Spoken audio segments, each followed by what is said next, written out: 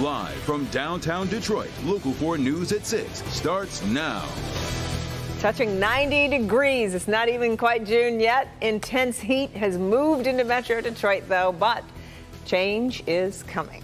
Yeah, it could go either way, really, when you think about it. Well, you never know. But we hope you're hydrated as the weather tops our news here at 6. Brett Collar's here with a look at the heat and the potential for storms overnight, Brett. Coming together to produce maybe some strong storms at times tonight, but the timing of this front is the key ingredient, and we'll talk about it in just a moment. We have since dropped to 89 at Metro Airport, still 90 at City Airport, but yes, today, hottest day of 2022 so far. It won't last, though, I'm sure, right?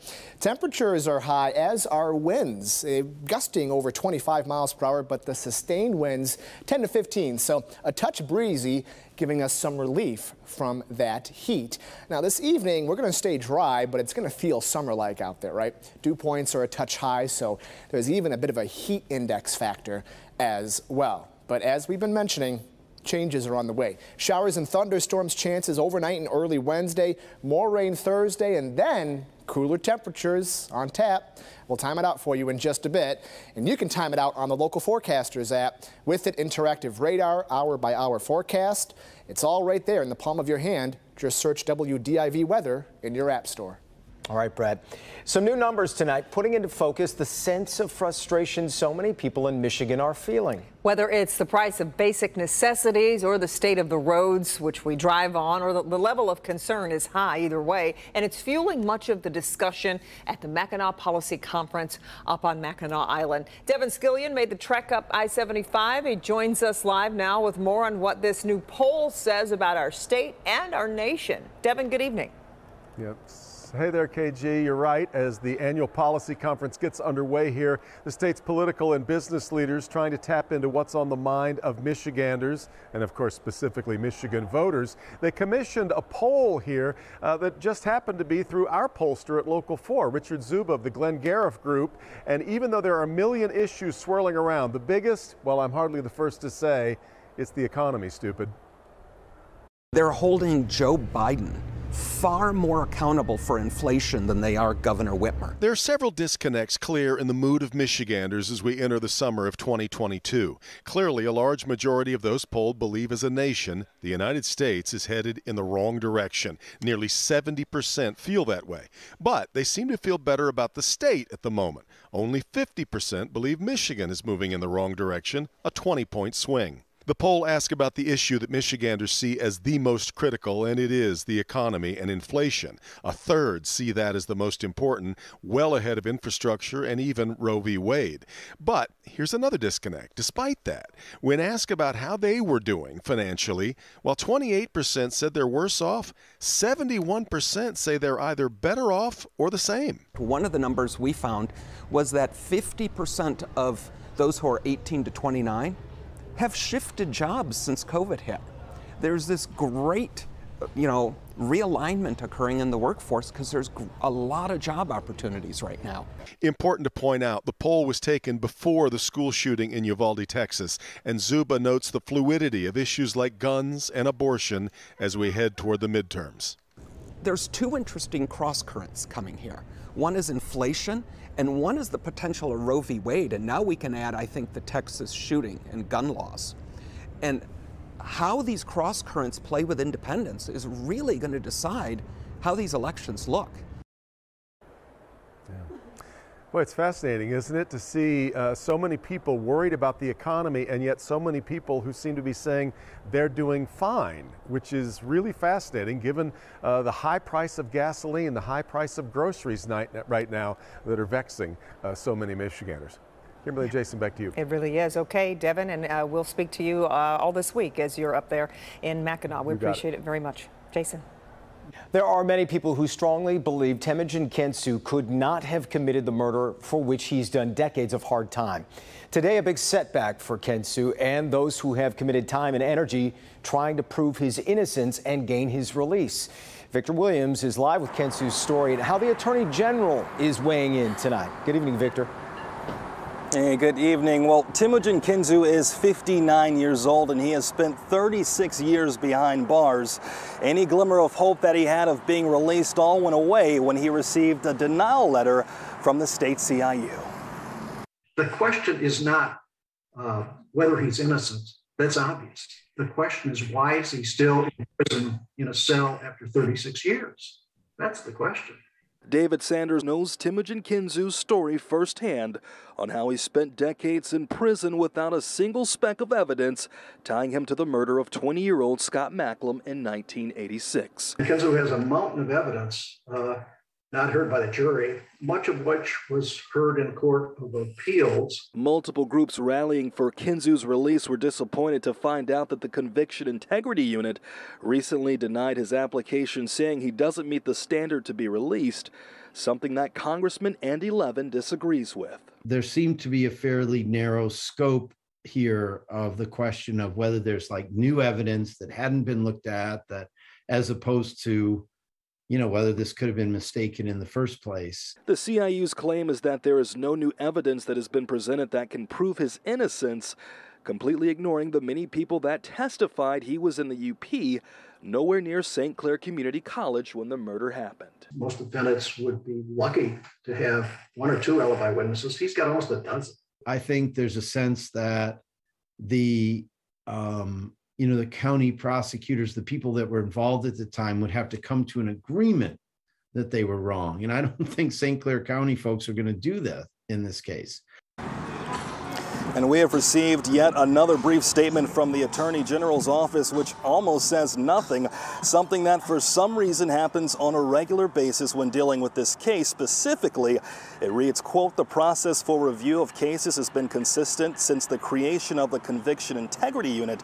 The unit has also exonerated 4 individuals," end quote. But still, many are asking, when is that going to happen for this man? Victor Williams, Local 4. Yeah, no real explanation there. All right, Victor, we appreciate it. It is day 1 of a search in Macomb County for the remains of East Point teenager Zion Foster. Operation Justice for Zion started this morning at a Lenox Township landfill.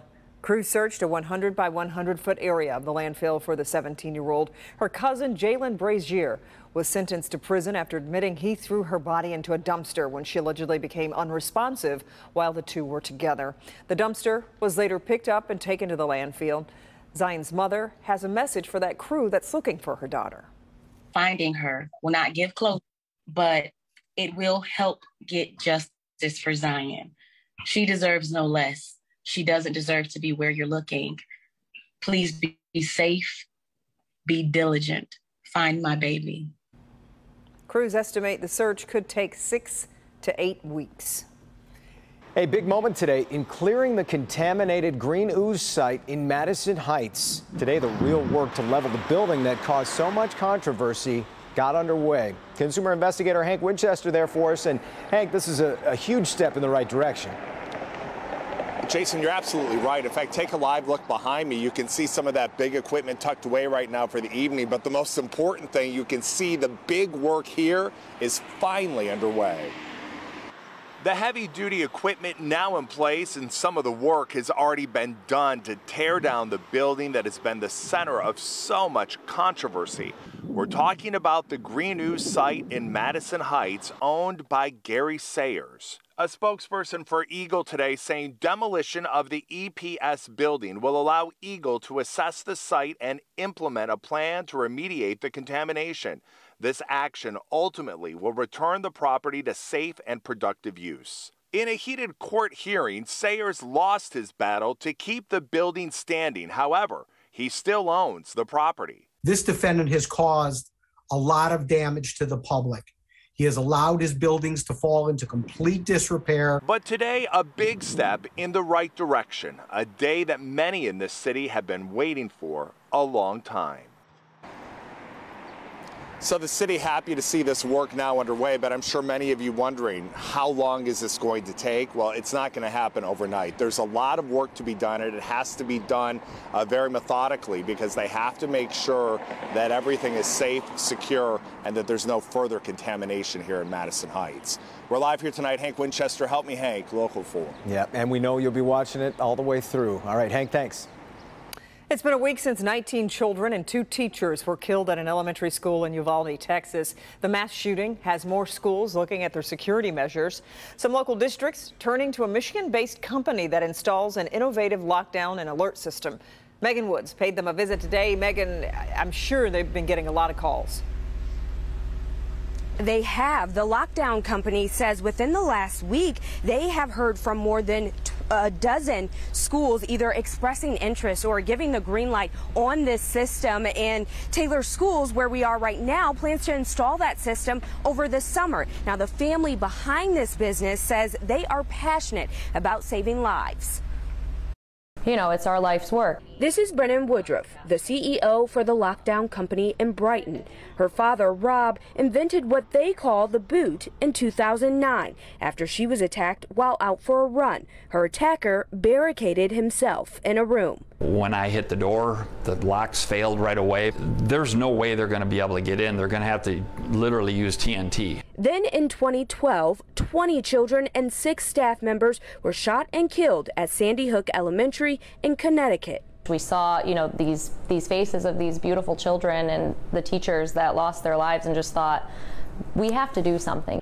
Nearly 10 years later, they have the Smart Boot lockdown and alert system. It's building code compliant, and all it takes is this little device. It'll withstand 16,000 pounds worth of pressure. The doors are completely ripped through out of the frame, and the boot is still sitting in the floor. It sends a signal throughout the facility, and it can also connect to dispatch. They say every install is meaningful work and make sure their crews on site know that too. This is really important. The work you're doing every day is very important, could save somebody's life. They have more than 60 active jobs, and they're in various phases, and those aren't just schools. They put the system in businesses and churches as well. It all starts with a free security assessment on site. For more information, we'll have that on clickondetroit.com. Live in Taylor, I'm Megan Woods, Local 4. Okay, Megan, thanks. Still to And you can expect more on the Texas school shooting on Nightly News. Border Patrol agent Jacob Alvarado, one of the first responders, talks about the moment he decided to run toward the school to try to help. I went back to my barber's truck. He got me his shotgun. He gave me some shells. I put whatever shells I had in my pocket, and then I took off running towards the school. Yeah. Alvarado also reveals what he thinks of the police response, which is getting heavy criticism for how long it took to breach the classroom and take down the gunman. It's all ahead at 6:30 on NBC Nightly News with Lester Holt.